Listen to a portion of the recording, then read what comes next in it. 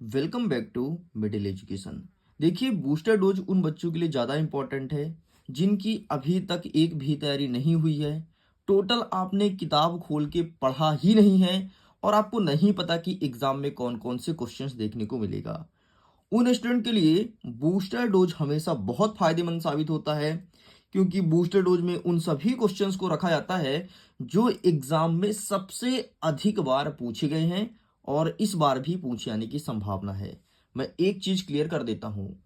आप जब कक्षा 9वीं में थे तो मैं बूस्टर डोज लेकर गया था। तुम देखे होगे कि बूस्टर डोज से बहुत सारे क्वेश्चंस तुम्हारे एग्जाम में देखने को मिलता है एंड डेफिनेटली अब हिंदी का भी देखने को मिलेगा। इसीलिए बूस्टर डोज के सारे क्वेश्चंस को अच्छे से प्रिपेयर कर लेना।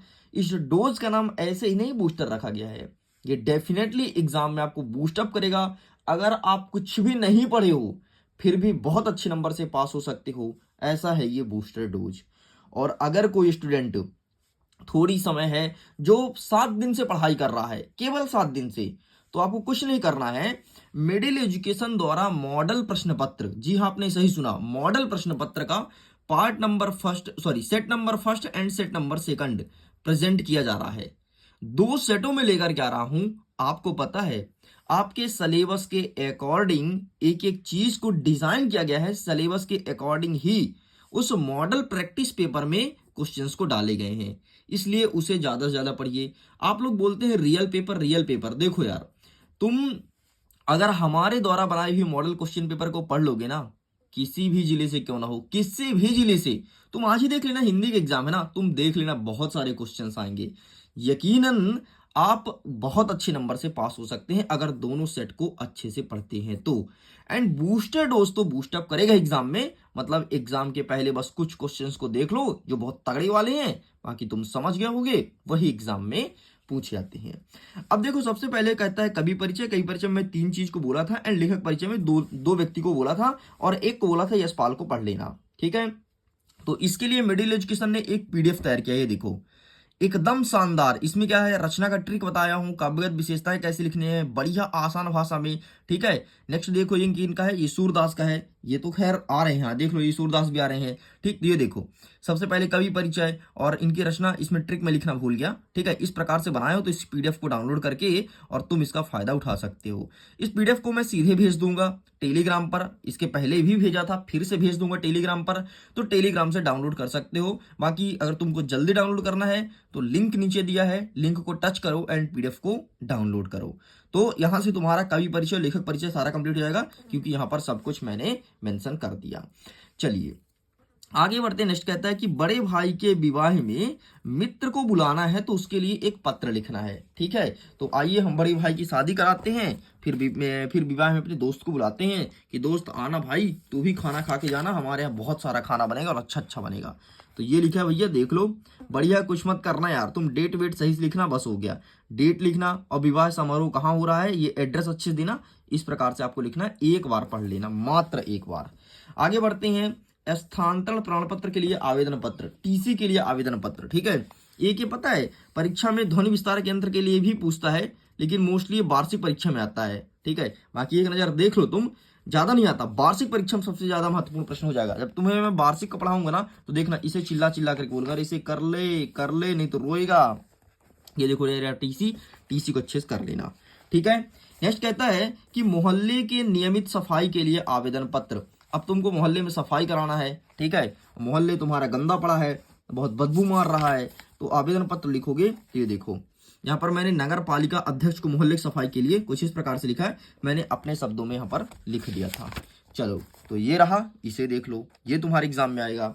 आगे बढ़ते। नेक्स्ट कहता है महाकाव्य और खंड काव्य में अंतर। आइए दिखाता हूं कि महाकाव्य और खंड काव्य में क्या अंतर है, और बढ़िया 4 अंतर तुम प्रिपेयर कर ही लेना, मतलब कर ही लेना, ठीक है। बहुत सारे जिले में देखने को मिल सकता है, इसीलिए अच्छे से प्रिपेयर कर लेना। मिल सकता है क्या यार, मिलेगा ही मिलेगा, महाकाव्य और खंड काव्य मिलेगा ही मिलेगा। जस्ट वेट, मैं इसका आंसर दिखा देता हूं ताकि तुम बेहतरीन प्रिपरेशन कर सको।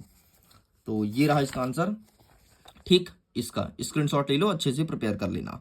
मात्र 4, इसमें 5 लिखा है, आपको 4 प्रिपेयर करना है। नेक्स्ट कहता है श्रृंगार वीर और वात्सल्य रस का परिभाषा सहित एग्जाम्पल देना है। श्रृंगार वीर और वात्सल्य, आइए रस को भी कवर कर देते हैं। ये रहा श्रृंगार रस, जहां स्त्री और पुरुष की प्रेम भाव का वर्णन किया जाता है वहां श्रृंगार रस होता है। ठीक है, श्रृंगार रस दो प्रकार का होता है, एक होता है संयोग, दूसरा होता है वियोग। संयोग मतलब जहां स्त्री और पुरुष का जो प्रेम होता है वो मिलते हैं, है ना, उसे कहते हैं संयोग। और जब प्रेम में बिछुड़ते हैं, दूर दूर जाते हैं, उसे कहते हैं वियोग। अरे यार, प्रादेशिक भाषा में तुम क्या कहते हो? पैचअप और ब्रेकअप, है ना। अब तो बहुत अच्छे समझ गए होगे, मजा भी आ गया होगा। और उदाहरण देख लो, तो तुम्हें पैचअप ब्रेकअप नहीं लिखना है, इस चीज को ध्यान रखना। बस श्रृंगार रस का डेफिनेशन तुम पढ़ लो और एक एग्जाम्पल, बस इतना तुमको लिखना है। नेक्स्ट क्या कौन सा है भाई? वीर रस है। वीर रस, ये रहा भैया वीर रस।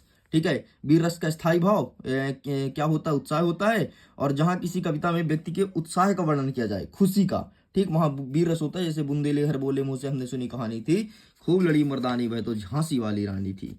ठीक है, कहीं कहीं पर हास्य रस आ रहा है। ठीक है, कल मैंने कुछ जगह चेक किया कि हास्य रस भी देखने को मिल रहा है, तो इसको आप टिक कर लो प्लीज, हास्य रस भी देखने को मिल रहा है। एंड अंतिम में आपको वात्सल्य करना है। ठीक है, वर्तमान में कितने 11 हो चुके हैं, रस ध्यान रखना। चलो साइड करते हैं। नेक्स्ट क्या कहता है? दोहा और चौपाई का परिभाषा और उदाहरण देना है। ठीक है, दोहा और चौपाई का अलग अलग डिफाइन करना है।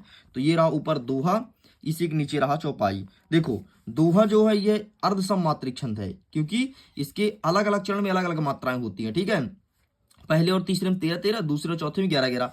लेकिन जो चौपाई है ना, सब में 16-16 और अंतिम में गुरु होता है, 2 गुरु। ये देखो गुरु गुरु। ठीक, तो इस प्रकार से ये आपको ध्यान रखना है। नेक्स्ट आगे बढ़ते हैं। नाटक और एकांकी में अंतर। नाटक और एकांकी, आओ ये भी देख लेते हैं, नाटक और एकांकी। अच्छा, रास्ते में जा ही रहा हूं तो अलंकार ही बता देता हूं, नहीं तो फिर मुझे लौट के आना पड़ेगा। तो ये आपको अनुप्रास पढ़ना है। ठीक है, टिक कर लो अच्छे से, अनुप्रास अलंकार। जहां किसी वर्ण की आवृत्ति बार बार होती है, जैसे चार चंद्र की चलचल की लड़ाई खेल रही थी जल थल में। ठीक, यहाँ पर चा वर्ण की आवृत्ति बार हो रही है। ठीक है, अनुप्रास कर लेना। आपको सेकंड करना है श्लेष अलंकार। देख लो भाई, अलंकार तुम देख लो। ठीक है, अलंकार मुझे बताना ही पड़ेगा आगे। श्लेष कर लेना और एक और करना है, बस हो गया। ये है रूपक, सभी जिलों के लिए, सभी जिलों के लिए है, इसलिए 3-4 बताया जा रहा है। ठीक है, ये रूपक कर लीजिएगा, ये रूपक, बस इतना अलंकार तुमको करना है। चलिए आगे बढ़ते हैं। नेक्स्ट, अच्छा मैंने अलंकार कवर कर दिया। आगे बढ़ते हैं, कहानी और उपन्यास में अंतर। ठीक है, कहानी और उपन्यास में अंतर। सॉरी अभी एक अंतर भूल गया ना, अरे यार ये वाला भूल गया शायद, नाटक और एकांकी में। ठीक है, चलो देख लो यार, तुम फिर से देख लो, नाटक एकांकी में अंतर और कहानी उपन्यास में अंतर। ठीक है, ये देख लो भाई, दोनों इंपॉर्टेंट है। एक और है जीवनी और आत्मकथा। ठीक, इसे भी तुम देख सकते हो। बाकी दो तो बहुत ज्यादा है, तगड़ा वाला क्वेश्चन है, वो आज देखने को मिलेगा ही मिलेगा। चलिए साइड करते हैं। नेक्स्ट कहते हैं मुहावरे और लोकोक्तियों में अंतर। इसको मैं आगे कवर करूंगा।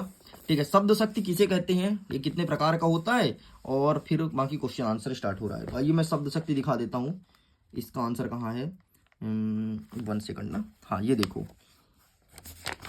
ये रहा शब्द शक्ति। ठीक है, शब्द शक्ति का सबसे पहले डेफिनेशन देख लेना।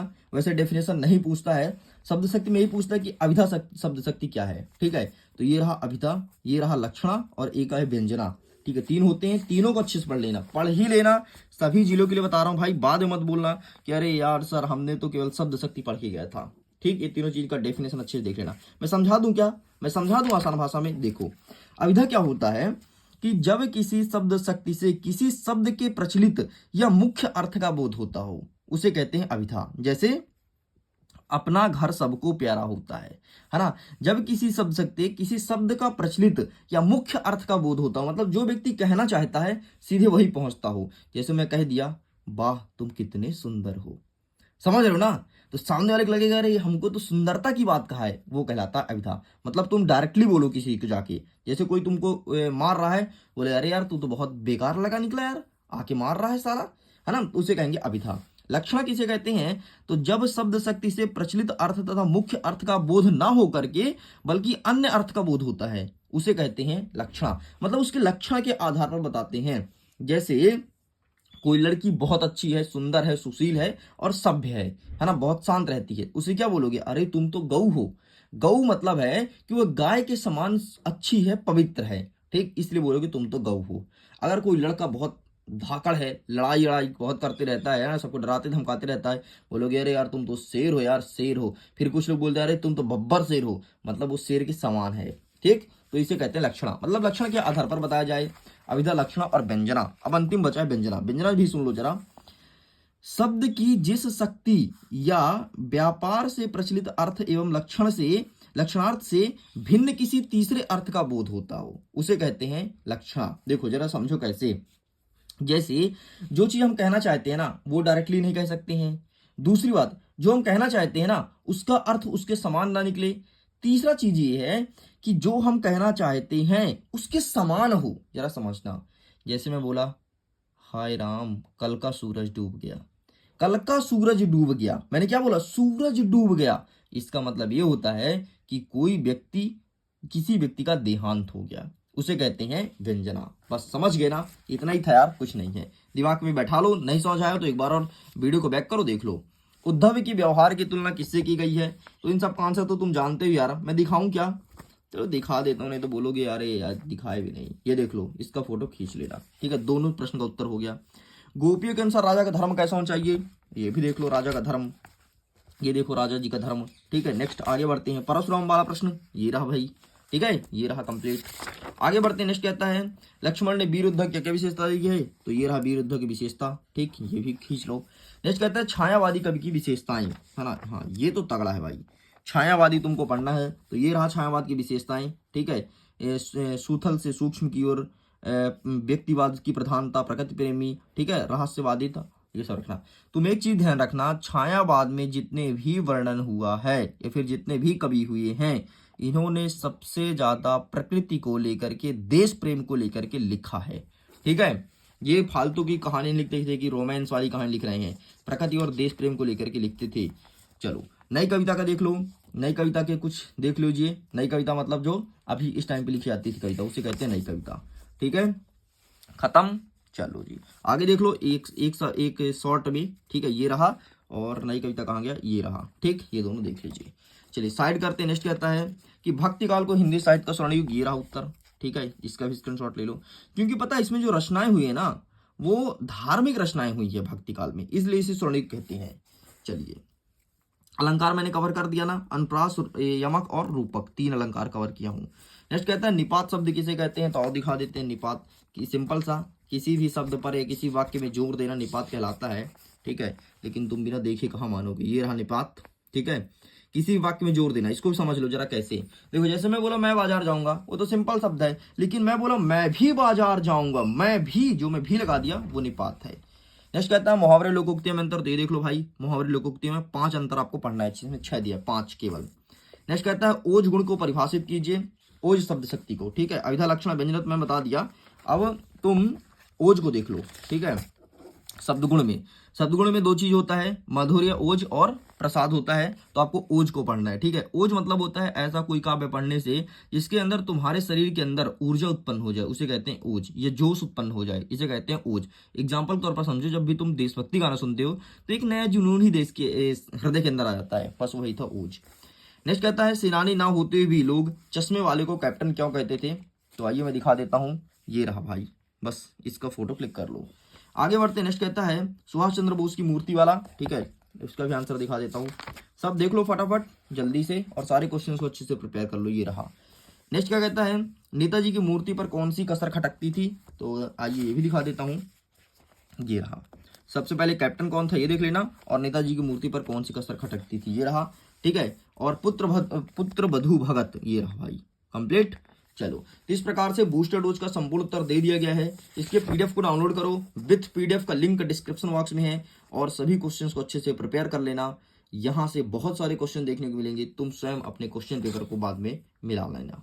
ओके, वीडियो को एंड करता हूँ, एग्जाम के लिए ऑल द बेस्ट।